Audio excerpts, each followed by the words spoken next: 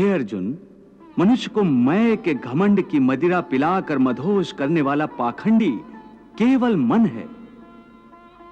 पार्थ, प्राणी के शरीर का एक अदृश्य अंग है मन, जो दिखाई नहीं देता, परंतु वही सबसे शक्तिशाली हिस्सा है शरीर का। उसके हाथों में मोह माया का जाल है, जिसे वो मनुष्य की कामनाओं पर डालता रहता है और उसे अपने वश में करता रहता है। यह मन शरीर से भी मोह करता है, अपनी खुशियों से भी मोह करता है और अपने दुखों से भी। खुशियों में खुशियों से भरे गीत गाता है, तो दुख में दुख भरे गीत गुनगुनाता है।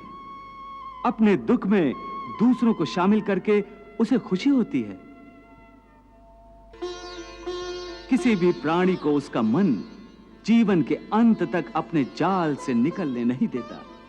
रस्सी में बांधकर उसे तरह तरह के नाच नचवाता रहता है। वो जीव को इतनी फुर्सत भी नहीं देता कि वो अपने अंतर में झांक कर अपनी आत्मा को पहचाने और आत्मा के अंदर जिस परमात्मा का प्रकाश है, उस परमात्मा का साक्षात्कार करे। हे पार्थ, प्राणी के लिए आवश्यक है कि प्राणी अपने मन को काबू में करके अपने अंतर में झांक कर आत्मा को देखे। तब उस आत्मा के अंदर उसे परमात्मा का प्रकाश स्पष्ट दिखाई देगा।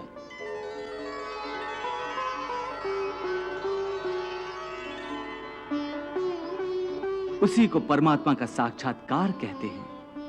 तुम तो कहते हो कि अपने अंतर में झांक कर आत्मा को और उस आत्मा में प्रकाशित परमात्मा को पहचानो, अर्थात आत्मा से अलग कोई और है जो आत्मा को पहचानेगा। यह किसको कह रहे हो कि आत्मा को पहचानो? कौन पहचानेगा अंतर की आत्मा को? तुम्हारा मन। मन? हां, तुम्हारा मन। परंतु तुम तो कहते हो कि मन माया के भ्रमजाल में फंसाकर प्राणी को बहुत नाच नचाता है, फिर वह आत्मा और परमात्मा की ओर क्यों ले जाएगा? तुमने ठीक प्रश्न किया अर्जुन। उसका उत्तर यह है कि जब तक तुम अपने आप को मन और विषयों के अधीन रहने दोगे, तब तक वो तुम्हें नाच नचाता रहेगा। हे पार्थ, मनुष्य का शरीर एक रथ की भांति है। उस रथ के जो घोड़े हैं, उन्हें मनुष्य की इंद्रियां समझो। जैसे आंख,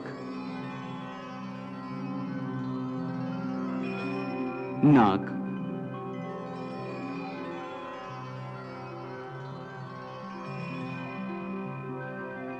कान, मुख,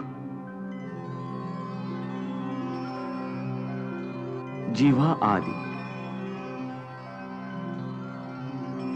उन इंद्रियों को, घोड़ों को जो सारथी चलाता है, वो सारथी ही मन है। और उस रथ में बैठा हुआ जो उस रथ का स्वामी है, वही आत्मा है।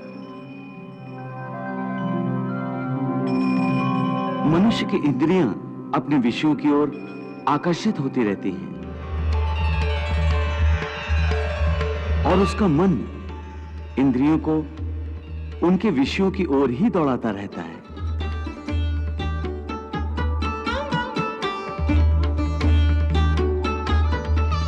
यह तभी तक हो सकता है जब तक जीवात्मा अपने मन को अपने काबू में ना लाए। जब तक मन काबू में नहीं आएगा, वो इंद्रियों को उनके विषयों की ओर ही दौड़ाता रहेगा।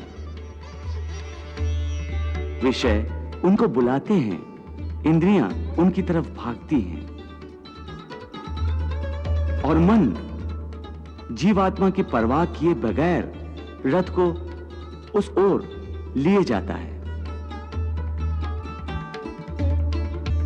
परंतु जब तुम स्वयं मन के अधीन न रहकर मन को अपने अधीन कर लोगे, तो वही मन एक अच्छे सारथी की तरह तुम्हारे शरीर रूपी रथ को सीधे प्रभु के चरणों में ले जाएगा।